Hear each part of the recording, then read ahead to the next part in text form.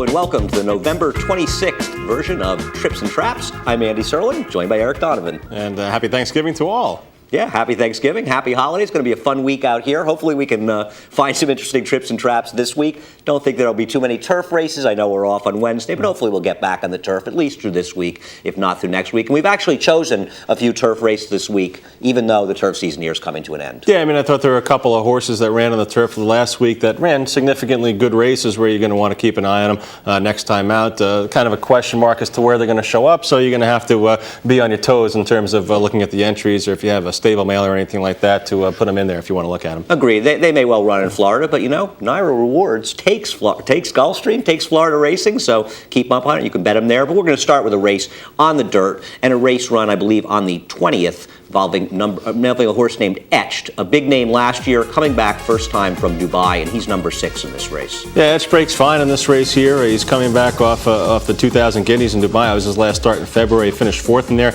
As a 2-year-old here in New York last year, he was sensationally won a maiden special weight very impressively, and also won the Nashua by about 6.5 lengths. So this is his first start back here in the States since the 2,000 Guineas. He was a heavy favorite here, going off at 2-5, and right now, Andy, things are setting up very nicely for him. Yeah, he got, the quintessential perfect trip. Now, to be fair, the racetrack was favoring towards inside speed, and I think that did help the second finisher, who right now is on the rail, sort of moving to the lead, and that's Papa Bear. And maybe you could say the inside speed bias worked a little bit against Etched, but come on. Look where he's sitting. There's a 2-horse duel in front of him, and he's supposed to be better than these horses anyway. You look in the textbook of horse racing and you look up the definition for a perfect trip, you probably see a picture like this, where 2 horses going at it on the front end, and then a horse that's the 2-5 favorite sitting just off them in third. So really, no excuses here from Etched at this point. And, I guess some people, when they're looking at this race, are going to say, you know what, he hasn't run in a long time. Perhaps he needed this race. You know what, though, at 2-5 with the impressive performances he showed last year and the fact that he won so impressively first out, I was expecting more from Etched out of this race. I couldn't agree more. I think even considering maybe any kind of bias in the racing surface, all in all, this was a disappointing effort. Now Garcia is already getting into this horse just past the 5/16 pole, and frankly, as you're going to see, it takes him the entire stretch to get by. Now, Kieran McLaughlin had been said in the paper, I read, saying, where he says a very difficult horse to handle. He really has a mind of his own, and this showed up after the running of the race, I believe, when Garcia hit him on the left hand, just not hit him, but sort of touched him or something, and the horse bore out badly after the race, but he really struggles to win this race. Yeah, he really does here, and just never looked very impressive turning for home, never looked all that comfortable turning for home either. You mentioned Garcia going to the whip early. Usually on a 2-5 shot, sitting a trip like that, the jock's got a snug hold at least until the 3/16 pole. That wasn't the case with Etched. I'll be looking to bet against him next time. I agree. It'll be interesting. Now, he could go to Dubai, but because he's been switched back to Darley for this race, I wonder if he's going to remain with Kieran McLaughlin and go to Florida. Now, who knows where the handicap division really is at this point. So you would certainly want to think that a horse like Etched could move forward into that handicap division, and I hope he does. On the other hand, but judging from this performance, when he runs, most likely at Gulfstream, if he stays in the States, both of us will be betting against him. I agree. The second race we'll take a look at is a 2-year-old filly Allowance of Nominers of 1, and this one, a race on the turf that we talked about earlier. We're looking at 2 horses in here. We're looking at the 3, Dancing Daisy, and the 6, McVictory. Yeah, starting from the start, McVictory actually comes out a little bit at the break and bounces around a little bit. But what struck me about this race, and we're going to focus on them, McVictory is settling in the rail, and right in front of him, of course, is Dancing Daisy, and both are getting nice ground-saving trips. On the other hand, this was a race that, on paper, there were a ton of speed horses. I mean, horses that had gone to the front end in turf sprints at Belmont and wired fields, and yet somehow we had an incredibly slow pace. That does seem to happen a lot when horses stretch out in distance, that it seems like the jocks want to be able to take a hold of them and see what they have, and how turf racing goes. Everyone wants to make that run through the stretch and not really separate themselves early on here. So the pace is slow to develop, although there are a couple horses up on the front end here, but really throughout most of the race, Dancing Daisy and McVictory, I thought, got pretty good trips in here. They did in saving ground, and let's face it, sitting outside in about 6th right now is the eventual winner, Speed Dating, and Speed Dating was stretching out from wiring the field, and slow pace or not, stretching out from wiring at 7 furlongs in the turf. This horse was 3-4 wide the entire trip around the racetrack behind that slow pace, had no trouble rating here and being wide, and was still able to win, which really surprised me, and you can't take any away from Speed Dating. And she clearly ran the best race in here. I just felt like Dancing Daisy maybe had a little bit of trouble in the stretch, and I thought McLovin, things never really worked out for her. As we'll see very soon, she comes up on the heels of Dancing Daisy, McLovin, and just ends up dropping back a little farther right here than she probably wants to be. Yeah, I could definitely make that case for now. As you're going to see in a couple of seconds here, we're going to stop and highlight these two horses here. The number 3 is Dancing Daisy, and the 6 is McVictory.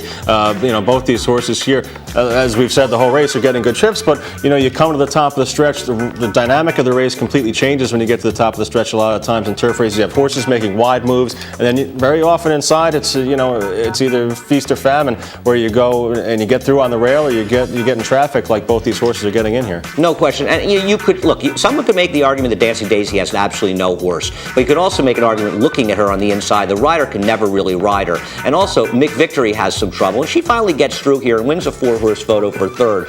I think, even though, and I take nothing away from the winner, she ran the best race, but if this race was run in a more fair manner, where you had an honest pace and the field was able to spread a little bit, I think there's a very good chance you would have seen a different result. I think the winner probably still would have won. She just ran the best race, but McLovin's a horse that I think has a future, and she'll probably be in Florida, and maybe Bobby Barbera will try her on the dirt, but I think that she has a little bit of a future on the turf. Yeah, it'll be interesting to see where these horses come back. The winner, a New York bred, Dancing Daisy, also a New York bred. This was an open company allowance, so we'll see how they get bet next time out if they got to go run against open company, which will be the case for both of them if they run in Florida. Right, and maybe Dancing Daisy tries the dirt once, but I have a feeling that she may wait for the Aqueduct turf in April. One more race in this segment before we get on to our second segment. We're going to do the Discovery, which was the feature on Saturday, the 22nd, and we're going to talk about the big favorite who ended up getting beaten in here, and that's number 8, Lieutenant Ron.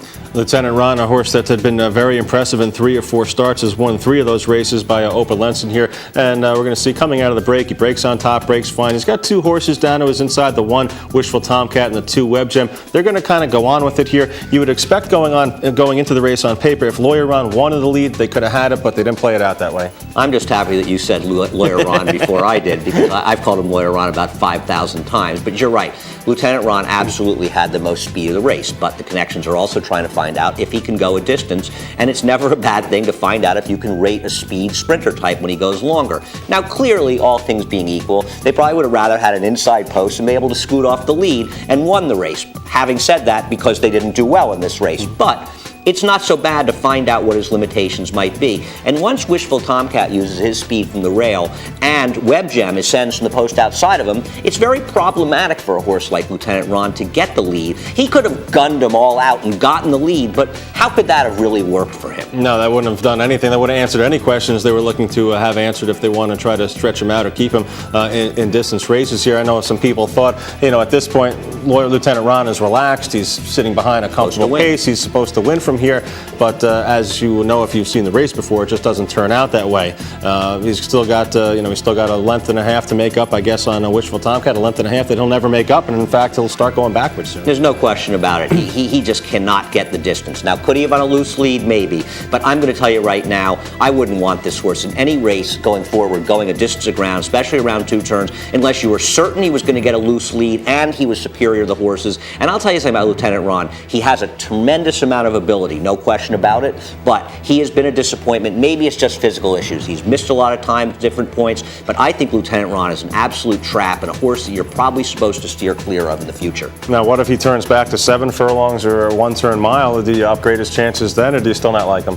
It depends the situation, but in general, I think Lieutenant Ron is a horse that I just don't want any part of. I just don't know if because of physical issues, he just ever became the horse he was. Anyway, we ran out of time for this first section, but we do have a second one. 3 more races from last week at Aqueduct, and once again, trips and traps at NYRAInc.com. We love hearing your thoughts. We try to get some races in. We couldn't get all the races in people wanted to see, but we're certainly happy to respond to your emails. Keep sending them and stick around for the second part.